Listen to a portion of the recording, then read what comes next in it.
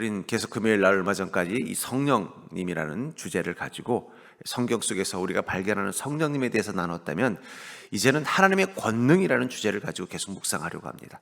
성경엔 분명히 하나님의 권능, 또 그것을 경험한 인생들이 있습니다.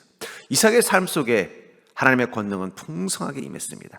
어쩌면 이삭의 삶의 풍성함, 그 축복과 풍요의 근원은 바로 하나님부터 경험되는 권능일 것입니다.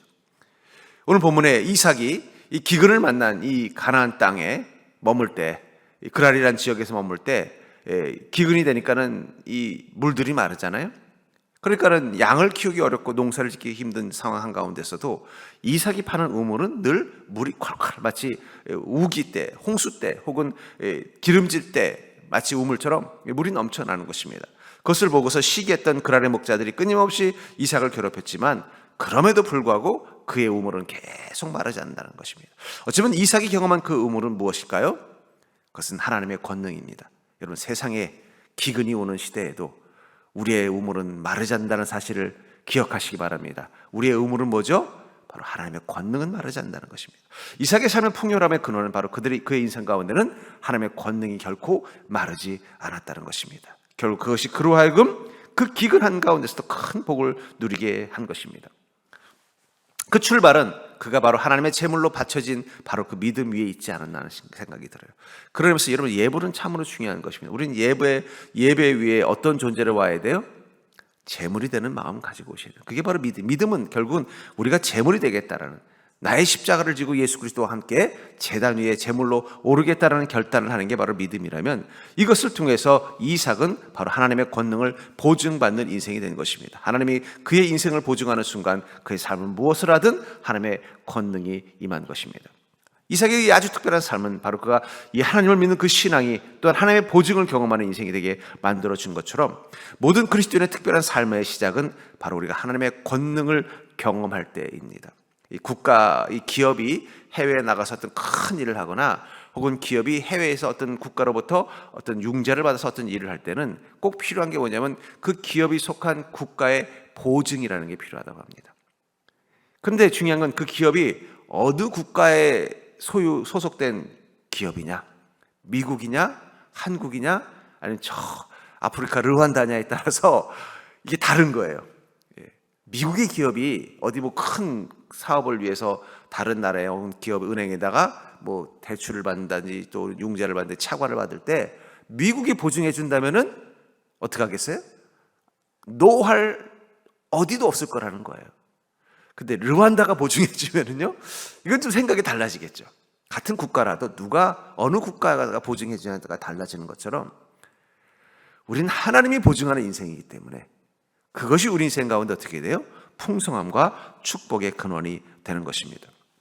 결국은 이 소돔성이라는 이 악한 땅, 그래서 하나님의 멸망과 이 심판 가운데 있을 수밖에 없는 그 땅 한가운데서도 롯은 무엇을 경험합니까? 하나님의 권능을 경험해서 그가 그 심판으로부터 건짐을 얻지 않습니까? 저는 그러면서 어쩌면 이 소돔성으로 하나님께서 달려오신 이유, 그것은 엄밀하게 말하면 소돔성 사람 때문이 아니라 바로 이 롯 때문입니다.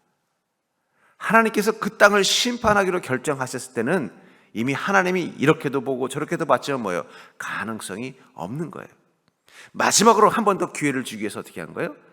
이 아브라함을 통해서 거기 의인 10명만 있다면 내가 그 땅을 멸망시키지 않겠다라는 마지막 희망까지 가져갔지만 없었습니다. 그것을 확인하려고 일부러 가신 것만은 아닌 것 같아요. 결국 무엇입니까? 그 희망 없는 땅에서도 롯만은 건지고자 하는 그 하나님의 사랑. 결국 이 롯이 그런 복을 누릴 수 있었던 비결은 무엇입니까? 그는 하나님의 사람이었고 하나님이 보증하는 인생이었고 하나님의 권능이 임하는 인생이었기 때문입니다. 그렇기 때문에 여러분, 세상에 이 소돔성이 멸망하는 것 같은 심판의 날이 오더라도 우리는 두려워할 필요가 없습니다. 비록 우리가 아브라함 같은 믿음이 아니고 롯 같은 믿음이더라도 하나님은 우리를 이미 보증하셨고 하나님의 권능은 우리와 함께 하는 것입니다. 이삭은 결국 그 하나님의 권능 때문에 어떻게 됐어요? 기근으로 인하여 이스라엘 가나안 땅이 어렵고 힘들고 그랄 땅에도 물 한 모금 구하기 어렵고 이 우물들도 다 말라서 쓸모없어진 이 절박한 땅 가운데서도 어떻게 되냐면 그는 그 해에 백부나 갑부가 됐다라는, 이 기근 속에서도 부자가 되는 복을 누렸다라는 이 고백을 통해서 결국은 어쩌면 우리가 이 땅 가운데서 이 궁핍과 기근이 가득한 시대일수록 우리가 구해야 되는 샘물은 바로 하나님의 권능이 넘쳐나는 샘물이라는 것입니다. 전 여러분들이 주님의 그 권능을 구하고 사모하는 믿음 되기를 주의 이름으로 축복합니다. 그렇다면 이삭과 같이 하나님의 권능으로 축복을 누리는 삶을 사는 인생의 특징은 무엇입니까? 저는 이삭이 어떻게 하나님의 그 권능을 통해서 그 기근 가득한 그랄 땅 안에서도 100배의 부자가 되는 복을 누릴 수 있었는지를 여러분들이 깨닫고, 여러분들의 인생 가운데 이삭이 경험했던 그 권능의 샘을 경험하는 인생이 될 수 있기를 주의 이름으로 축복합니다. 먼저 이 그리스도인의 축복은 바로 하나님의 권능으로부터 온다는 거예요. 우리가 자꾸 잊어버리는 게 있습니다. 우리의 축복은 어디서부터 온다고요? 하나님의 권능으로부터 오는 거라는 것을 자꾸 까먹어요. 너무나 당연한 것인데 까먹어요. 까먹으니까 어떻게 돼요? 다른 우물 파는 거예요. 하나님의 권능이 세움서는 우물을 파야 되는데 다른 우물 파니까 어떻게 돼요? 똑같이 물이 나오지 않는 마른 우물 앞에서 절망하고 힘들어하는 건 아니냐는 거예요. 분명한 건 세상에 어떤 기근이 오더라도 모든 우물들은 다 말라도 하나님의 권능이 샘솟는 우물은 결코 마르지 않는다는 것입니다. 그렇기 때문에 모든 그리스도인의 축복은 하나님의 권능으로부터 오는 것입니다. 그것을 창세기 20장 12절에 이삭이 그 땅에서 농사하여 그의 100배나 얻었고 여호와께서 복을 주심으로, 그가 농사하여 그의 100배나 얻은 비결을 뭐라고 말하고 있어요? 하필이면 기근이 왔지만 이삭이 농사짓는 그곳에는 비가 온 게 아니라 무엇 때문이라고 말하고 있어요? 여호와께서 복을 주셨기 때문이라는 거예요. 여러분들, 우리 그리스도인에게는 세상이 갖지 못한 복이 있습니다. 그건 바로 하나님의 복입니다. 하나님의 복을 크게 두 가지로 말해요. 하나는 기근 속에서도 풍성하다는 거예요. 남들은 이 문제로 근심하고 걱정하고 힘들어할 때 어떻게 된다는 거예요? 그 속에서도 복을 누릴 수 있는 기회를 가진 자가 우리 그리스도인이라는 것입니다. 그렇기 때문에 그리스도인은 그런 속에서도 근심하는 게 아니라 어떻게 한다고요? 기도하는 거예요. 하나님의 권능이 임할 수 있도록 기도해 주십시오. 아마 이 그랄 땅에 막 가뭄이 와가지고 풀들이 다 말라 죽고 물들은 다 말라가지고 이 우물은 아무리 파도 물 한 모금 나오지 않고 이 강물은 다 말라가지고 그냥 쩍쩍 갈라진 논바닥 같이 돼버려서 모두가 다 살 수 없다고 애굽으로 피난 가자고 난리가 나고 있을 때 이 이삭, 물과 풀이 절대적으로 필요한 산업을 하는 이 농사, 이 양을 키우는 이삭은 거기서 어떻게 했을까요? 하나님 가지 말라고 하셔서 제가 여기 있는데 먹일 풀이 없네요. 주님, 저에게 풀을 주시옵소서. 그럼 다음 날 가면 어떻게 돼요? 이삭의 양들이 있는 그 양떼가 있는 곳에는 풀이 싹이 자라는 거예요. 비 한 방울 안 왔는데. 아이고, 지금 물이 다 말라가지고 우물들이 다 말라가지고 삐쩍삐쩍 말라 있는데 양들은 지금 목마르다고 매매우는 거예요. 그럼 하나님, 주님께서 가시 말고 이곳에 있으라고 명령하셔서 제가 순종하고 이곳에 있었습니다. 근데 우리 양들이 먹을 물이 없네요. 주님, 물을 주시옵소서 하고서 보면은 갑자기 여기를 땅을 파면 물이 나올 것 같은데, 여러분 그런 느낌 받은 적 있어요? 막 내 안에 이거 하나님께서 이렇게 하면 나에게 은혜를 주실 것 같다라는 느낌이 올 때는 무조건 순종하셔야 돼요. 우리가 순전한 하나님과 함께 동행하는 인생이라면요, 제일 중요한 게 뭐냐면 하나님 우리 마음 가운데 이거는 하면은 복을 주실 것 같다라는 마음을 줬을 때는 무조건 순종해야 됩니다. 또 이건 하나님이 싫어하실 것 같은데라는 생각이 들면 무조건 어떻게 해요? 절대로 하면 안 돼요. 그건 누가 주신 마음이에요? 우리 안에 성령님이 주신 마음이에요. 그 성령이 왜 그 마음을 주셨어요? 우리가 하늘의 복을 누리게 살 수 있도록 하나님이 지키시고 인도하시는 것입니다. 그래서 두 가지 마음이 있으면요, 그거는 무조건 하셔야 돼요. 아무리 머릿속으로 판단하고도 내 안에 거기에 대한 어떤 욕심이 생기고 간절함이 있어도 하나님께서 이건 싫어하실 것 같다 그러면 뒤도 돌아보시면 안 돼요. 결국은 이 롯의 아내가 뒤돌아봤다가 결국은 구원받지 못했잖아요. 또 하나는 하나님 주시는 그 축복은 우리의 판단과 예측을 뛰어넘는다는 거예요. 그냥 아주만 이상은 그 생각했을 것 같아요. 하나님께서 이 그랄 땅을 떠나지 말라고 하신 걸 보니까 여기서 그래도 우리 양들이 굶어 죽지 않고 그래도 우리가 먹을 물을 구할 수 있고 그래도 망하진 않겠구나 라고 생각했을 것입니다. 이 기근에 뭘 바래? 그것만 주셔도 복이지 라고 생각했는데 하나님은 어떻게 하셨다고 말하고 있어요? 100배 넘게 하셨더라고요. 100배.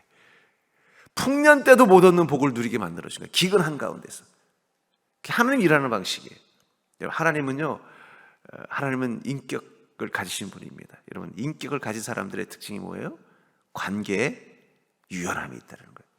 여러분, 인품이 좋은 사람들, 인격이 좋은 사람들을 제가 이렇게 보면은요, 자아가 건강하고 인품이 좋은 사람들의 특징이 뭐냐면 유머 감각이 있어요. 유머 감각.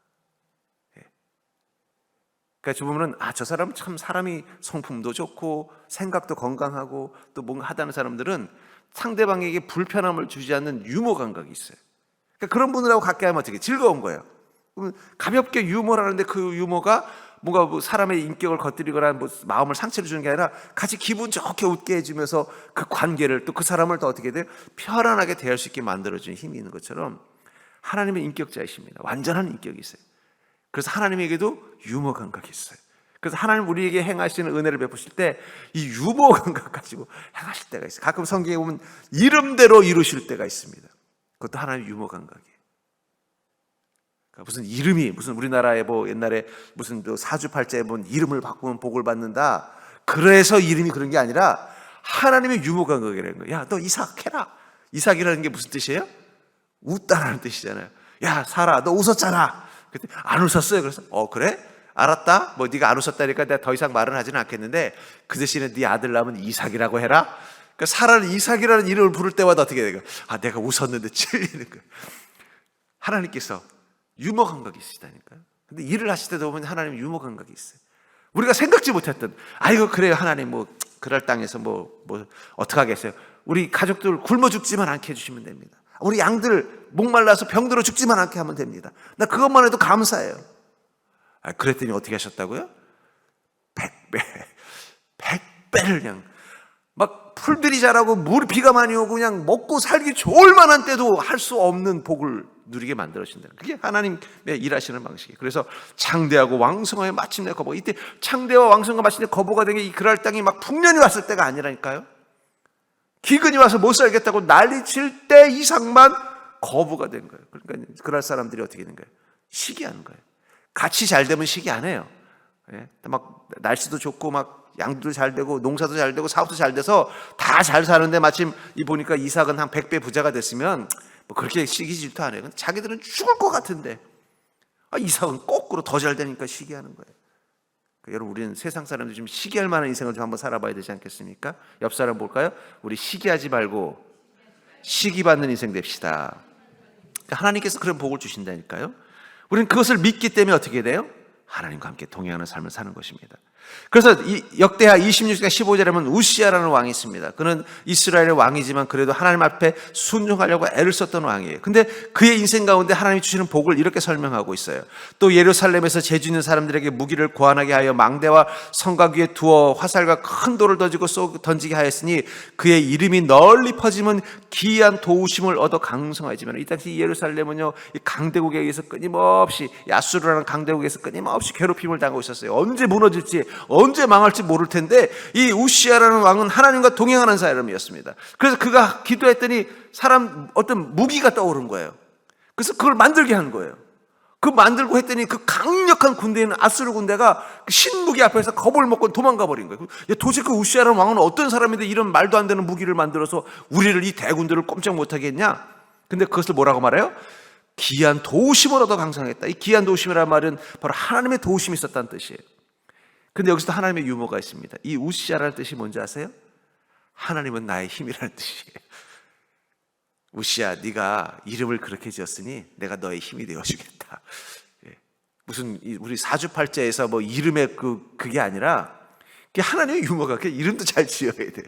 이름도 잘 짓는 게 중요해요. 우시아는 그 이름 지었기 때문에 어떻게 된 거예요? 그래, 네가 이름이 우시아고 또 나를 이렇게 연전히 믿고 따르니 내가 너의 힘 되어줘야지. 그래서 기이한 도우심으로 그가 이 아수르라는 강대국과 싸워서 이기게 만들어 주셨다는 거예요.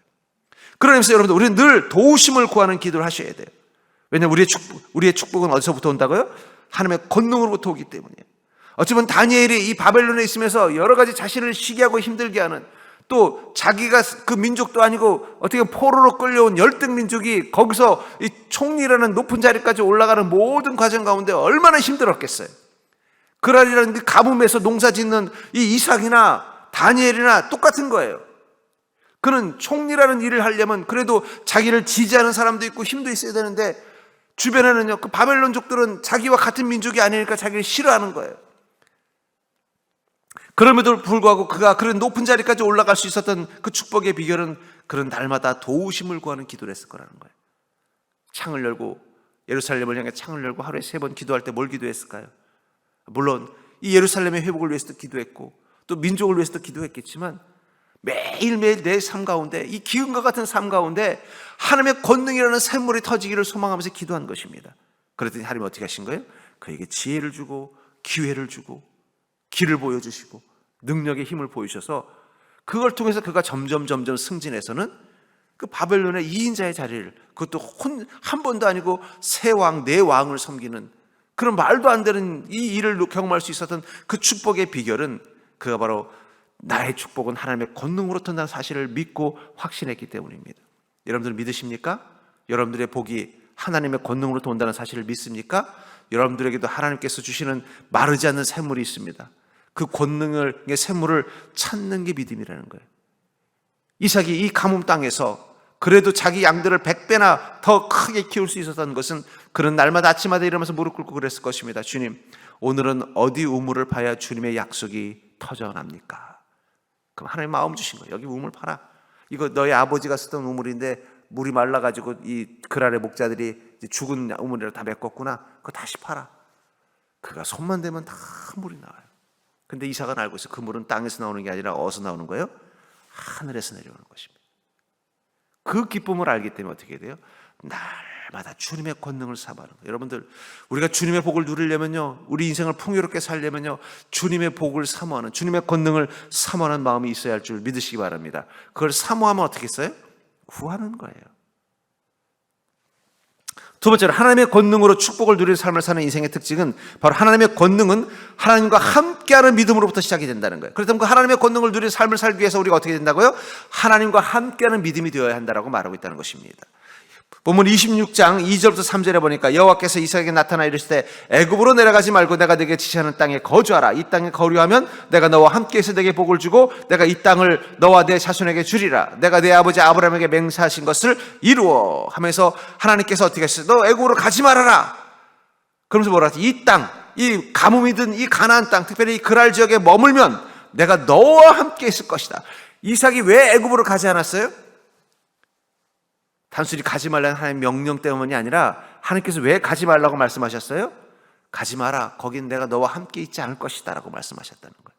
이곳에 있어야 내가 너와 함께 할 것이라고 말씀하셨을 때, 아, 그렇군요. 주님과 함께 하려면 가뭄이지만 힘들지만 이곳에 있어야겠군요. 남들은 못 살겠다고 말하지만 이곳에 있어야겠군요. 결국 이삭이 가지 않기로 결단한 가장 큰 이유는 단순히 그냥 하나님의 명령이라는 것을 뛰어넘어서 뭐예요? 하나님이 계신 곳이 이곳이라는 확신이 있었기 때문이라는 거예요. 여러분들, 그리스도인이 어떤 것을 선택할 때 가장 중요한 것은 무엇입니까? 하나님이 함께 하시는 곳이 어딘가를 보는 거예요. 하나님이 함께 하는 일이 무엇인가를 판단하는 것이 가장 중요합니다. 거기서부터 우리의 축복은 시작이 되는 거예요. 애굽 땅, 지금 그랄 땅은 가뭄이 와가지고 풀들이 다 말라 죽었어요. 물들은 말라가지고 우물이 다 씨가 말랐어요. 강은 논바닥처럼 다 갈라져 버렸어요. 특별히 양을 키우는 목자인 이 이삭에게는 힘든 일이에요. 뭐 농사 짓는 농부들이야 한 해 농사 멈춰도 그 씨앗 가지고 있다가 그 다음에 비가 좀 내리면 그때 심으면 되지만 양들은 한번 죽으면 끝나는 거예요. 만약에 그해 가뭄이 심해서 양들이 제대로 물을 못 먹고 새끼를 못 낳고 병들어 죽어버리면 어떻게 돼요? 그러면 이삭은 완전히 부도가 나는 거예요. 파산하는 거예요. 그러니 당연히 물이 마르지 않는 나일강이 있는 애굽으로 피난 가고 싶은 게 당연하고 합리적인 것이고 타당한 것일 것입니다. 실제로 그런 판단하는 많은 사람들이 가나안 땅에서 대이동을 했을 거예요. 그런데 그는 그 선택을 하지 않은 이유는 오직 하나, 하나님은 그곳에 계시지 않고 이곳에 계신다는 확신이 있었기 때문입니다. 우리 그리스도는 모든 일을 판단할 때 가장 중요한 건 하나님이 이곳에 있는가, 하나님께서 이곳에서 행하시는가를 보는 것이 필요합니다. 그래서 사도행전 11장 15절에 보면은 이 고넬료 이방인에게 복음을 전하고 침례를 주고 그를 구원받게 했던 이 베드로를 이 예루살렘 교회가 어떻게 이방인에게 그런 일을 할 수 있느냐라고 비난했을 때 성령께서 그들의 마음 가운데 이렇게 말했죠. 내가 말을 시작할 때 성령이 그들의 임하시기를 처음 우리에게 하신 것과 같이 하는지라. 그 베드로에 대해서 불만을 가지고 있었던 사람들이 그 마음을 돌이키게 된 이유는 뭐냐? 베드로가 이 말하는 거예요. 제가 이 고넬료에게 복음을 전할 때 성령님이 그 고넬료와 또 고넬료와 함께 있었던 그 이방인들 가운데 임했습니다. 마치 우리가 처음 오순절 다락방에 성령을 받을 때와 똑같은 모습이었습니다. 이 말을 듣자, 아니 베드로, 어떻게 이방인에게 집에 가서 먹는 것도 마음에 안 드는데 그들에게 할례를, 그들에게 침례를 주고 그들을 구원받았다고 말할 수 있어? 라고 비난하던 그들도 무슨 말 한마디에 침묵한 거예요? 우리와 함께 계셨던 성령 하나님이 그들에게도 똑같이 함께 계신 것을 내가 보았다라고 말하는 그 순간 입을 다물어 버렸다는 거예요. 하나님이 함께 계신다면 그럼 그건 당연한 거겠죠. 그건 진리겠죠. 우리가 거기에 대해서 뭘 말할 수 있겠습니까? 그럼 받아들이는 거예요. 이유는 하나예요. 하나님이 그곳에 함께 계셨다는 그 말 한마디라는 거예요. 어쩌면 예루살렘 교회가 정말 살아있는 교회라는 건 그 성도들의 마음의 공통점이 뭐라는 거예요? 믿음은 하나님과 함께 있는 것이라는 그 당연한 진리를 따르고 살고 있었다는 거예요. 그들은 무엇을 하든 어디에 있든 하나님과 함께 하는 것이 바로 믿음이고, 그 믿음이 바로 하나님의 권능을 누리는 비결이라는 것을 믿었기 때문에 하나님이 함께 한다면 그 어떤 이유라도 거기에 대해서 이의 제기를 하지 않았던 것입니다. 전 그러면서 믿음 생활이라는 건 무슨 세상과 구별된 초월적인 삶을 사는 것을 의미하는 게 아니라고 생각해요. 육적으로 타락한 세상 속에서 영적인 고귀함을 지키는 것이 믿음 생활이라고 생각하지 않습니다. 물론 그런 부분도 들어있겠지만 가장 믿음 생활의 본질은 하나님과 함께하는 것을 경험하는 거예요. 아무리 내가 세상과는 좀 구분된 초월적인 삶을 살고 있더라도, 아무리 내가 세상의 육적인 것을 따르지 않고 영적인 고귀함을 추구하고 있더라도 그 생활 한가운데 하나님이 함께 계시지 않다면 그것은 믿음 생활이 아니에요. 그건 종교 생활일 뿐입니다. 믿음 생활의 핵심은 하나님과 함께하는 것을 경험하는 것입니다. 그래서 에베소 3장 6절에 보니까 이는 이방인들이 복음으로 말미암아 그리스도 예수 안에서 함께 상속자가 되고 함께 지체가 되고 함께 약속에 참여한 자가 됨이라. 여러분, 그리스도인이 된다는 것, 그것은 그리스도 안에 있는 것입니다. 그리스도와 함께하는 것입니다. 그리스도와 함께 한다면 헬라인이든 유대인이든 그게 중요한 게 아니라는 거예요. 함께 할 수 있다고 말하고 있는 것입니다. 그 함께라는 말을 통해서 교회는 이제 유대인들의 공동체가 아니라 그리스도와 함께하는 자들의 공동체로 바뀐 것입니다. 전 여러분들의 삶 가운데 그리스도와 함께하는 것을 날마다 경험하는 자가 될 수 있기를 주의 이름으로 축복합니다. 그렇기 때문에 그리스도인은 무엇을 고민하면서 하루하루를 살까요? 디모데후서 2장 10절부터 12절에 보면, 그러므로 내가 택함 받은 자들을 위하여 모든 것을 참은 그들도 그리스도 예수 안에 있는 구원을 영원한 영광과 함께 받게 하려 함이라. 밑보다 이 말이요, 우리가 주와 함께 죽었으면 또한 함께 살 것이요 참으면 또한 함께 왕노릇할 것이요 우리가 주를 부인하면 주도 우리를 부인하실 것이라. 이 바울 목사님 뭐라고 말하고 있어요? 우리가 그리스도인 된다는 것, 택함 받았다는 건 뭐라고 말하고 있어요? 함께라는 단어 속에 다 있다는 거예요.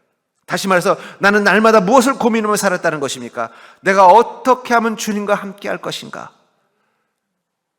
여러분, 우리 그리스도인은 세상에 기근이 와도 어떻게 먹고 살지 고민하는 자가 아니에요.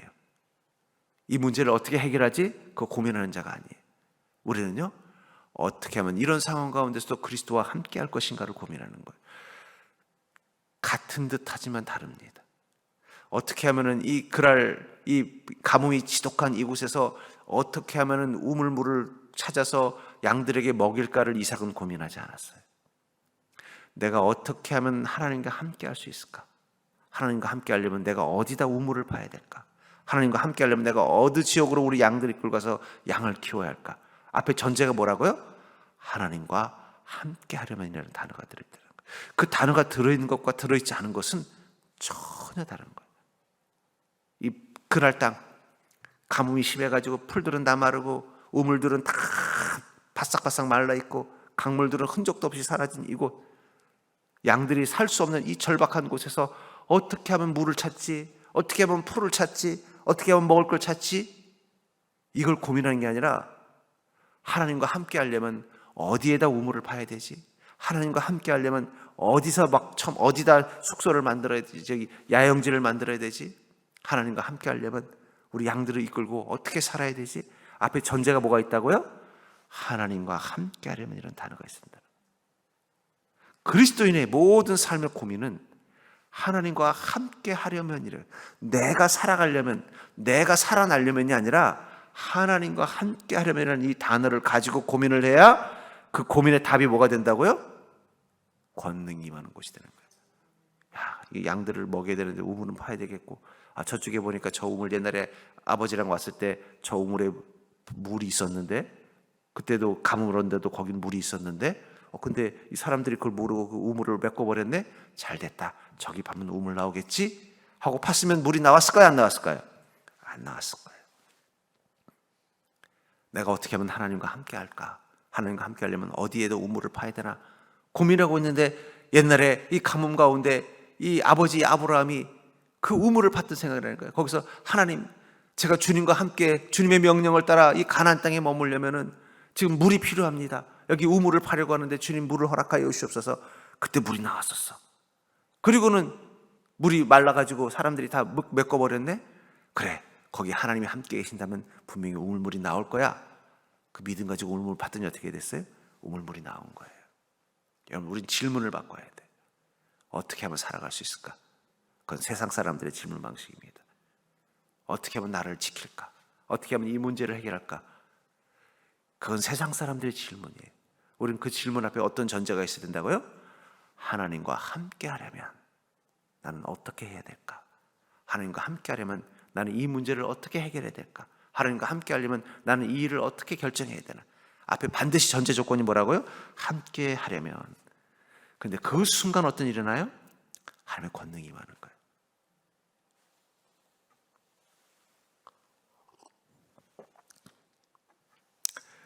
우리 아이가 지금 혼자 서울에 있지만 이제 옛날에 학생 때 평택에 내려오면은요, 내려오면 갑자기 자기가 먹고 싶은 걸 쫙 얘기를 해요. 그 왜 얘기를 할까요? 내 지갑 열어서는 못 사니까 아버지 지갑을 열어서 좀 사달라는 얘기예요. 예. 그럼 어떻게 돼요? 좀 평소에 좀 먹기 좀 비싼 거 사주는 거예요. 뭐 그렇게라도 해서 와주니까 고맙죠. 예. 여러분, 우리가 그리스도와 함께 한다는 것, 그리스도와 함께하는 그 마음을 갖는 순간 지갑은 누가 여실까요? 하나님이 여십니다. 그게 하나님의 권능이라는 거예요. 왜 자꾸 여러분들의 지갑을 열어서 살려고 하니까 힘든 거예요. 하나님 지갑 열면 돼요. 예. 하나님께서 지갑 열도록 하려면 어떻게 해야 돼요? 우리가 그리스도와 함께하는 마음으로 살면 돼요. 그럼 그 순간 그 권능의 지갑은 하나님께서 여시는 것입니다. 전 여러분들 그 하나님의 권능을 누리는 인생이 되기 위하여 어떻게 하면 하나님과 함께 할까를 날마다 고민하는 믿음 되기를 주님 축복합니다. 특별히 이 기근의 때일수록 어떻게 해야 살아남지, 어떻게 살지, 이 고민이 우리 마음에서 사라지지 않을 때일수록 우리는 그 질문, 고민하는 방법을 바꾸셔야 돼요. 하나님과 함께 하려면 어떻게 해야 되지? 전 여러분, 그 고민을 하며 사는 인생 되는 그 순간 여러분들 인생을 향해 지갑을 여시는 하나님, 그 권능의 지갑을 여신 하나님을 경험하게 될 줄 믿습니다. 세 번째로, 하나님의 권능으로 축복을 누리는 삶을 사는 인생의 특징은 바로 하나님이 주시는 축복은 세상의 권세가 빼앗을 수 없다는 거예요. 하나님 우리에게 주신 축복은요, 세상이 빼앗아갈 수 없습니다. 창세기 26장 28절부터 29절에 보니까 그들이 이르되 여호와께서 너와 함께 계심을 우리가 분명히 보았으므로 우리의 사이 곧 우리와 너 사이에 맹세하여 너와 계약을 맺으리라 말해야 한노라. 너는 우리를 해하지 말라. 이는 우리가 너를 범하지 아니하고 선한 일만 내게 행하여 내가 평안히 가게 하였음이라. 이제 너는 여호와께 복을 받은 자니라. 이 그랄 사람들이 처음에는 이삭을 우습게 여겼습니다. 어디 이 셈족 저 하란 땅에서 아버지 밑에서 왔던 이 양치는 이 사람들이 와가지고 우리 동네 와서 양치운다 이렇게 할 때마다 눈에 거스리고, 우리도 지금 힘들어 죽겠는데 자꾸 와서 뭐 물을 구하고 풀을 구하는 거 보니까 짜증도 나서 어떻게 해야 돼요? 자꾸 괴롭힌 거예요. 근데 또 이상하게 괴롭히면 괴롭힐수록 더 잘 되는 걸 보면서 이 사람들은 도대체 어디서 이렇게 어떤 방법으로 이렇게 했길래 양들이 잘 되나 싶으니까 더 괴롭히는 거예요. 시기하고 괴롭혔단 말이에요. 근데 어느 순간 보니까 도저히 인간적으로는 답이 나오지 않는 이 상황 가운데서 어떻게 저 이삭은 저런 복을 누리나? 이건 사람이 주는 복이 아니라 하나님이 주는 복이구나. 그가 믿는 하나님이 그를 지키시는구나. 그 순간 두려움이 왈칵 밀려온 거예요. 그리고 지금까지 괴롭히던 자신들의 행동이 찔리니까 와서 어떻게 해야 돼요? 차마 자존심, 왜냐하면 자기들이 주인의식이 있으니까 차마 자존심이 있어서 미안해 이렇게는 못하고, 그래도 우리가 잘해줘서 네가 안 다치고 여기까지 왔지 않냐는 거예요. 뻔뻔하지 않습니까? 그렇게 괴롭혀놓고 그 말을 싹 빼고 뭐라고 말해요? 우리가 너를 범하지 않냐고 선한 일만 너게 얘기해요. 이삭이 속으로 참 뻔뻔해도 이렇게 뻔뻔할 수 있나? 그 말 속에 뭐가 있는 거예요? 우리를 밉게 보지 말아달라는 거예요. 두려움이 임한 것입니다. 여러분, 세상이 우리를 시기 한다고, 우리를 힘들게 한다고 분해하고 억울해할 필요 없어요. 복수하는 방법은 뭡니까? 우리가 하나님의 권능으로 살아가면 됩니다. 그 어느 순간 우리를 무시하던 사람도 어떻게 돼요? 두려움이 생기기 시작하는 거예요. 왜냐하면 우리에게서 뭘 받기 때문이에요? 하나님의 권능의 위대함을 받기 때문에. 그럼 와서 어떻게 돼요? 자신들이 한 일은 다 놓고 내가 나하고 살아가는 거 알지 하면서 사람이 180도 바뀌어서 와서는 어떻게 해요? 알랑방구 끼는 거예요. 결국 출발이 뭡니까? 하나님 주신 축복은 세상의 어떤 권세도 빼앗을 수 없기 때문입니다. 그렇다면 하나님의 복은 왜 세상은 가질 수 없을까요? 아마 그랄의 목자들도 이 이삭을 보면서 어떻게 저 사람은 양 우물을 잘 찾아낼까? 와서 아마 일부 목자들은 와서 그럴 거예요. 이삭 씨, 내가 잘해줄 테니까 비법 좀 가르쳐 주시오. 도대체 어떻게 해야 우물을 파면 물이 잘 나오는 겁니까? 난 당신 보면 참 이해가 안 돼. 우리가 보기에는 여기 물이 안 나올 것 같은데 당신이 하면 우물이 나오네. 그 비결 좀 가르쳐 주십시오. 그랬으면 이삭은 뭐라고 말했을까요? 글쎄 비결은 없어요. 그냥 저는 우리 하나님께 기도하면서 저를 도와주시지 않으면 주님의 은혜가 아니면 살아갈 수 없습니다. 그 고백하고 기도하고 우물 파면 물이 나오던데요. 그럼 왜 그럴 사람들은 그게 복을 못 누렸을까요? 왜냐하면 하나님의 복은요, 하나님의 상속자에게만 임하는 것이기 때문입니다. 여러분 하나님의 복, 권능을 누리는 걸 너무 당연하다고 생각하지만 그건 아무나 주는 게 아니에요. 하나님의 상속자이기 때문에 누리는 것입니다. 우리는 다 하나님의 상속자예요. 그래서 이 땅 가운데서도 하나님의 도우심과 보호하심과 권능을 경험하는 것입니다. 그러나 하나님의 자녀가 아닌 자들, 하나님의 상속자가 아닌 자들은요, 결코 얻을 수 없는 복이라는 거예요. 그러니까 믿지 않는 자가 나를 위해서 기도해달라고 하면 기도는 해주되 아마 기대는 하지 마십시오. 왜냐하면 자신이 하나님의 상속자가 되어야만 얻을 수 있는 복이기 때문에.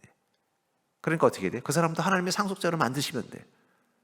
하나님은 모든 영혼들을 자녀 삼고 싶어 하십니다. 신명기 32장 39절에 보니까 이 신명기 32장 39절에 보면은 이 하나님의 복을 아무도 빼앗을 수 없음을 이야기하고 있습니다. 그러면서 이 예수님께서 이 치유하시고 행하신 일들에 대해서 고백하는 것을 봅니다. 하나님의 그 권능이 바로 그것을 해할 수 없고 빼앗을 수 없다라고 말하고 있는 것입니다. 어쩌면 그러면서 예수님의 그 치유의 권능, 다시 살리시고 다시 치유하시는 이 놀라운 권능은 바로 주님께서 이 살리시는 놀라운 은혜가 있기 때문이라고 볼 수 있습니다. 그러면서 그리스도인은 자기 인생에다 어떤 확신을 가지고 있어야 되느냐? 여러분들이 그리스도인으로서 가져야 되는 가장 중요한 자기 확신은 우리는 하나님의 손 안에 있는 존재라는 확신을 가지고 계시기 바랍니다. 우리는 세상 가운데 고아처럼 버려진 게 아니라 하나님의 손 가운데 있는 거예요. 여러분 매일매일 주님의 그 관심과 관찰의 눈 가운데 있는 거예요. 제가 저희 집에서 베란다를 열면 앞에 이 놀이터가 있습니다. 그 아파트 놀이터가 있어서 벌써 이 봄이 되니까 애기들이 그냥 놀이터에서 막 놀고 있어요. 그럼 애기들만 놀고 있는 게 아니라 엄마 아빠들이 와서 노는데 보면은요, 엄마 아빠는 옆에서 그냥 가만히 있는 것 같지만 눈은 늘 뭘 보고 있어요? 애기들을 보고 있어요. 왜냐하면 이 애기들이 놀이터에서 놀다가 떨어질 수도 있고 부딪힐 수도 있고 다칠 수도 있으니까 다칠 것 같으면 어떻게 후다닥 가가지고 꼬마아이가 그냥 높은 미끄럼틀 올라가려면 아빠가 전화 받다가도 그냥 총알같이 달려가지고 탁 잡는 걸 보면서 하나님도 그러시겠다. 우리가 우리 인생 가운데 해함당하지 않도록 하나님께서 마치 우리에게 관심이 없는 것처럼 느껴지지만 어떻게 돼요? 계속 우리를 지켜보고 계시는 거예요. 우리가 상함당하지 않도록, 해함당하지 않도록, 뭐 세상의 권세와 또 세상의 마귀가 우리를 시험 들어 쓰러뜨리지 못하도록 계속 지키고 계신다는 거예요. 우리 하나님의 손 안에 있다는 것은 확신을 가진다는 것입니다. 그래서 요한복음 10장 28절부터 29절에 보면은 내가 그들에게 영생을 주노니 영원히 멸망하지 아니할 것이요 또 그들을 내 손에서 빼앗을 자가 없느니라. 주님께서 뭐라고 말씀하고 있어요? 그들을, 바로 이것은 주님의 백성들, 그리스도인입니다. 내 손에서 빼앗을 자가 없다라고 말하고 있습니다. 하나님은 강력하게 말씀하시면 너는 내 것이라. 여러분들이 하나님의 것이라는 사실, 하나님의 손 가운데 있는 사실을 믿으시기 바랍니다. 그들을 주신 내 아버지는 만물보다 크심에 아무도 아버지 손에서 빼앗을 수 없느니라. 마귀가, 세상이 여러분들 빼앗아갈 수 없다는 거예요. 여러분들을 빼앗아서 여러분들을 멸망하고 심판받고 절망하고 불행하게 만들지 않겠다는 거예요. 하나님 반드시 지키시는 강렬한 손 가운데 있다는 거예요. 또 하나 그리스도의 자기 확신은 바로 우리에게는 예수 그리스도라는 기쁨이 있다는 거예요. 우리에 있는 특별한 기쁨, 세상을 갖지 못한 기쁨이 하나가 뭐라고요? 예수 그리스도라는 기쁨이라는 거예요. 요한복음 16장 22절에 보니까 지금은 너희가 근심하나 내가 다시 너희를 보리니 너희 마음이 기쁠 것이요 너희 기쁨을 빼앗을 자가 없느니라. 여러분들 세상 기쁨 다 없어져도 예수 기쁨이 있다는 걸 기억하시기 바랍니다. 주님이 우리에게 기쁨이 되는 특별한 인생이 있다는 거예요. 직장에서 아버지가 하루 종일 상사한테 깨지고 또 거래처로부터 욕먹고 일은 고달프고 몸은 아프고 지쳐가지고 힘들게 오다가 전화 받는 거예요. 개구장이 아들들이 전화해서 아버지 치킨 사와요. 그러면 또 어때요? 샥 욕 먹어가지고 그냥 욕배로 배가 불러가지고 밥맛도 없는데도 그 말 듣고 나면 가서 치킨집 가서 치킨 사가지고 하면서 도대체 내가 인생을 왜 사나? 하면서 이 치킨 이 프라이팬에 이 기름에 튀겨져가지고 발가벗겨져 있는 존재처럼 내가 이런 인생이구나 하면서 씁쓸하게 가는데 문 열면 아빠 하고 달려오면서 그냥 안길 때 무슨 맛을? 내가 이 맛으로 사는구나. 결국은 이 아버지가 이 고달프고 힘든 삶을 이겨내는 기쁨은 뭐예요? 그 자녀들이라는 기쁨이 있는 것처럼 우리가 세상이 고달프고 힘들고 어렵고 근심되지만 우리는 세상에 빼앗을 수 없는 세상에 갖지 못한 기쁨이 있습니다. 그건 바로 예수 그리스도라는 기쁨이에요. 우리는 주님이 기쁨이라는 사실을 깨달으시기 바랍니다. 여러분, 우리가 믿음 가운데 있다 보면 뭘 느껴요? 예수님이 기쁨이구나. 세상의 기쁨은 다 없어져요. 세상의 기쁨은 사라질 때도 있고 오히려 기쁨을 추구하며 갔더니 오히려 나를 더 힘들게 만드는데 주님은 자꾸 기쁨이 되는 거예요. 오히려 그럴수록 주님이 더 큰 기쁨이 돼요. 세상 소망 다 사라져도 주님의 기쁨이 내 안에 넘치는 그 맛으로 사는 인생. 그러니까 여러분들 나는 주님, 목사님 저는 인생에 기쁨이 없어요.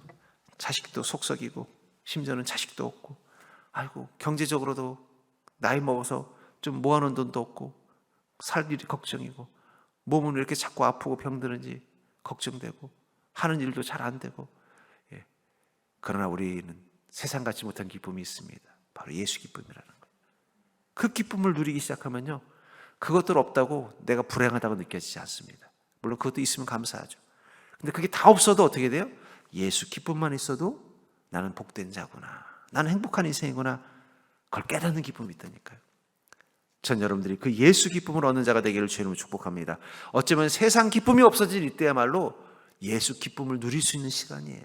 세상의 기쁨에 빼앗길 마음을 가질 여유가 없는 시간일수록 예수 기쁨의 마음을 줄 수 있는 시간이라는 거예요. 어쩌면 지금 세상의 기쁨이 말라가는 이 시대야말로 예수님이 나의 기쁨이라는 것을 확인하고 그 기쁨에 취해서 살아가는 그 은혜, 저는 여러분들이 그것을 누리는 인생이라는 사실을 기억하시기 바랍니다. 그런 의미에서 모든 삶 속에서 경험하는 우리 그리스도인의 특별함, 그것은 세상의 풍파가 강할수록 더 강력한 주님의 팔, 더 강력한 주님의 사랑, 더 강력한 주님의 축복을 경험하기 때문에 우리는 그래서 감사하고 그래서 기뻐하고 세상이 요동칠수록 더욱더 하나님의 권능을 삼하는 믿음으로 살아가는 것입니다. 베드로가 밤새도록 고기 한 마리 잡지 못한 그 낙심, 어쩌면 그것은 밤새도록이었지만 어쩌면 오랫동안 계속 실패를 경험한 시간일지도 몰라요. 그랬기 때문에 주님을 만난 것이 더 큰 위로가 되고 더 큰 힘이 됐고 주님의 말씀을 의지할 수 있는 용기가 생겼고 그 용기를 가지고 깊은 곳에 그물을 던졌더니 그렇게 잡고 싶었던 그 고기들이 넘쳐나는 은혜를 누릴 수 있었던 것입니다. 전 지금이 그런 시대라고 생각해요.